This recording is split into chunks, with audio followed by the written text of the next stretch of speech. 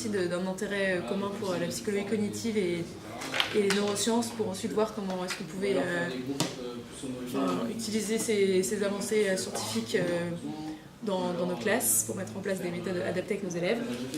Et juste rapidement, ce qu'on peut retenir des avancées scientifiques sur les neurosciences, c'est qu'il y a 4 piliers qui sont ultra essentiels à l'apprentissage et auxquels le professeur doit toujours prendre en compte quand il crée une activité. C'est qu'il faut avant tout qu'il réussisse à canaliser l'attention de l'élève, qu'il le focus sur le bon objectif et pas sur un objectif biaisé, sur une mauvaise autorité, sur des bruits, etc. Ensuite, c'est qu'il réussisse à rendre l'élève hyper actif, hyper acteur. Si l'élève ne fait que lire ou ne fait qu'entendre, il retiendra qu'une petite partie de ce qui va se passer dans le cours, alors que s'il est actif, il retiendra au moins 70% de ce qui se passe. Enfin, c'est de lui faire énormément de feedback, parce que l'élève va prendre acquis un premier fait, et tant qu'on ne lui fait pas de retour sur ce fait, jamais il le prendra pour faux. Donc le feedback va être hyper important pour amener une correction et apporter une nouvelle prédiction dans la tête de l'élève.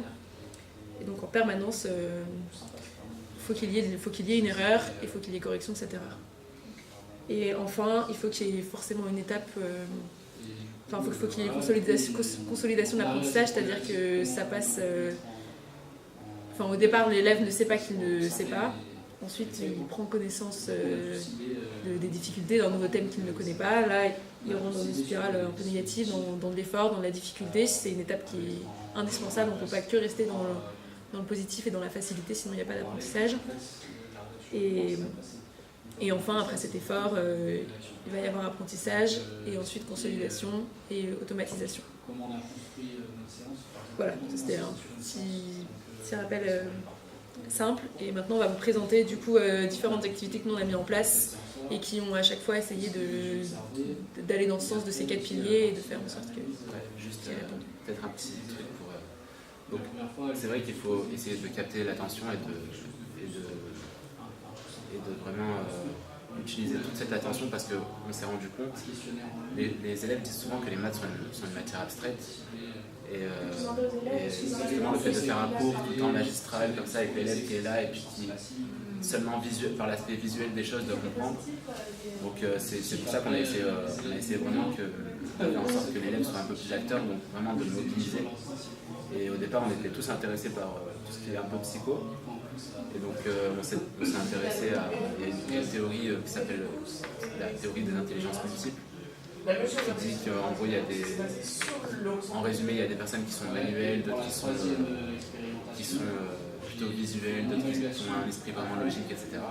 Donc c'est une théorie qui est pas vraiment, qui fait pas l'unanimité, mais en fait ce qui est bien c'est que dans sa mise en pratique, elle apporte de nouvelles pédagogies en fait, et pas seulement du magistral où l'élève est là, et passif, écrit, etc. Donc c'est vraiment pour l'impliquer, essayer de jouer sur tous les aspects de son attention, donc qu'il soit là, même avec son corps, etc. Donc une première mise en pratique, ça a été par exemple pour introduire les probabilités. Donc souvent on dit aux élèves, une probabilité, c'est le nombre de chances, c'est pour évaluer les chances, et puis on leur dit tu as un dé par exemple, et pour faire 6 ou pour faire 5, quelle est la probabilité de faire 5? Et puis l'élève il se dit probabilité, donc c'est vrai que c'est les chances, donc il dit assez naturellement qu'on a une chance sur 6 de faire 5, et ça pose pas de problème. Sauf que les élèves, inconsciemment, ils sont toujours dans une situation d'équiprobabilité. Et l'idée, c'est de les amener à la notion de probabilité, mais qui n'est pas forcément dans le cas où il y a toujours équiprobabilité, c'est-à-dire où toutes les faces ont la même probabilité. Et donc, pour ce faire, et justement en utilisant un petit peu l'aspect kinesthésique corporel, on a essayé on s'est inspiré d'une activité qui nous a été montrée ici, qui consiste en fait à prendre un Lego et et de numéroter les faces, de sorte d'en faire un dé. Et ce Lego là, en fait, par sa forme, ce qui est intéressant, c'est que notamment quand on a mis en œuvre cette pratique, enfin moi je l'ai déjà fait dans ma classe, c'est que quand on leur donne le dé la première fois, enfin le Lego, on leur demande par exemple quelle est la probabilité de faire 5, et puis ils sont là, ils réfléchissent un peu, et puis ils sont un peu perdus. Et donc d'abord, il y en a qui disent une chance sur 6, donc on leur demande à votre avis, il y a la même probabilité de tomber sur 5 avec ce dé ou avec celui-là. Et puis progressivement, avec les réponses, enfin avec le tâtonnement, il y en a quand même qui arrivent à la conclusion que la face 5 ou la face 3 même, elle est plus petite que les autres faces. Et donc forcément, quand on va lancer, elle va apparaître beaucoup moins de fois que le 3 sur cette face-là. Et donc ils prennent conscience que la probabilité, vraiment cette notion de probabilité, et que du coup là sur ce dé, elle sera plus petite. Et puis après, l'idée c'est de ne pas rester dans la supposition, dans l'hypothèse, et de mettre vraiment, de constater par soi-même que la probabilité de faire 3 sera plus petite avec ce dé-là qu'avec celui-là, en lançant plusieurs fois le dé et puis en regardant les fréquences pour un très grand nombre de lancers, et en validant l'hypothèse par l'expérimentation justement. Il y en a même qui disent mais non, faire 3, en fait ils essayent un petit peu quelques fois et puis ils se disent mais non, faire 3 c'est impossible. Donc alors, voilà, du coup ça fait un peu débat, et puis vraiment le fait de manipuler le dé, ça stimule des choses en eux, et ça leur permet de comprendre certaines choses, je pense, qui seraient restées trop abstraites si c'était simplement enseigné au tableau comme ça. Et le fait de l'avoir vécu fait en plus que quand ils se retrouveront face à cette situation plus tard, le souvenir sera bien plus marquant et ils seront bien moins amenés à faire l'erreur que s'ils n'avaient jamais vécu par eux-mêmes la situation. Moi j'ai fait une expérience similaire de manipulation, mais sur le puzzle de Brousseau, qui est je pense un exercice de proportionnalité où on demande aux élèves de reproduire en plus grand un puzzle, donc en modifiant toutes les pièces du puzzle. Et en fait, il s'avérait que des élèves de 4e qui ont donc depuis 5-6 ans déjà travaillé en classe la proportionnalité, ont tous fait, donc ils devaient modifier un puzzle, ce qui valait 4 cm, il fallait valoir ensuite 7 cm, il fallait modifier ainsi toutes les mesures. Et en fait, ils ont fait +3 sur tous les côtés, et vraiment tous les groupes, même les excellents élèves. Donc ça montre bien qu'ils avaient absolument pas en fait compris ce qu'était la proportionnalité, et qu'ils arrivaient, pour la plupart, ils arrivent tous à remplir un tableau de proportionnalité. Et par contre, quand on leur donne une situation bien réelle et bien efficace, là, ils sont incapables de mobiliser la connaissance, et donc en fait la connaissance n'avait pas été acquise. Donc la manipulation, elle permet de rendre une situation réelle et de vraiment mobiliser une connaissance et de s'en souvenir après sur le long terme. Et puis l'idée, c'est surtout vraiment de rendre les élèves plus acteurs, c'est-à-dire vraiment les faire participer au cours et pas seulement d'être là. Vraiment le fait de manipuler, le fait de participer, ça leur permet d'apprendre mieux. Et donc justement une autre application, enfin un autre chapitre sur lequel on a pu appliquer la kinesthésie et faire participer les élèves, c'était sur les vecteurs.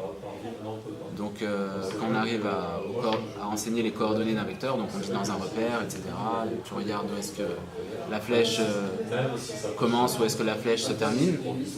Et puis on est censé, c'est assez vague, mais quand on fait participer les élèves, donc par exemple en leur demandant quel est le vecteur qui va partir de tel élève situé ici à un autre élève qui est dans le fond de la classe par exemple, si chaque élève est une unité, ça leur permet de regarder, de compter en fonction des élèves, et puis ça les stimule, quoi. Et ça, je pense que ça fait mieux passer cette notion de coordonnées d'un vecteur. Tu penses, vous avez, là ça vous avez vu les effets de ce travail sur les connaissances de vos élèves ou sur leur implication? Bien sûr, ouais, sur l'implication c'est net, c'est clair. Après, sur les effets, donc moi, les vecteurs c'est une notion qui est quand même nouvelle, et puis j'ai pas suffisamment de recul pour comparer si je l'avais fait autrement une autre année. Mais vraiment on sent qu'ils sont là, quoi. Parce que souvent, on ne sait pas trop s'ils sont là ou pas les élèves. Tandis que quand on les sollicite de cette manière, on touche bien plus la totalité de la classe que sur d'autres activités. Là encore, j'ai fait l'activité du coup des dés pour introduire la probabilité lundi avec les élèves, et les élèves qui font très peu d'habitude, là ils étaient à fond et ils l'ont exprimé à la fin du cours. Et pour le puzzle, vous parliez de proportionnalité. Et cette histoire de j'ajoute 3 à chaque pièce du puzzle, est-ce que vous les avez laissés l'expérimenter, manipuler pour qu'ils se rendent compte eux-mêmes du problème? C'était l'objectif, c'était qu'ils créent leur nouvelle pièce, donc ils avaient fait +3 partout et qu'ils se rendent compte que ça s'emboîtait plus et que le puzzle n'était absolument pas reproduit. Et ensuite essayer de comprendre pourquoi. Ils étaient même beaucoup dans l'incapacité, ils ne comprenaient même pas pourquoi ça ne marchait pas. Enfin, ils le voyaient du coup, donc c'était irréfutable parce que ça ne marchait pas, mais ils n'arrivaient pas à mettre des mots sur la chose. Et après, du coup, en reprenant, en fait, j'ai dû même, parce que l'exemple de 4 à 7, vraiment il bloquait, du coup j'ai dû refaire une heure en plus, où j'ai fait de 4 à 8, pour que ça soit le double. Là, ça soit plus évident pour eux. Là, ils ont tous réussi à le faire, et après on est revenu sur le 4 à 7. Mais ça a vraiment pris beaucoup de temps, mais c'était nécessaire. Et maintenant, je peux me réappuyer sur cet exemple en classe dans un monde de situation. Et quand ils constatent le problème avec le puzzle, comment vous avez organisé du coup le fonctionnement de la classe? Ils étaient en îlot là à ce moment-là. En îlot? Oui, parce que du coup c'était un puzzle de 4 pièces, et chaque élève était responsable d'une pièce. Qui ensuite pourra assembler le puzzle. Mais il n'y a pas eu de mise en commun entre îlots? Si, après, oui, forcément. Puisque surtout tous les élèves, tous les îlots aucun îlot n'avait réussi à le faire. Donc on a fait le constat de l'échec, on l'a fait de manière globale.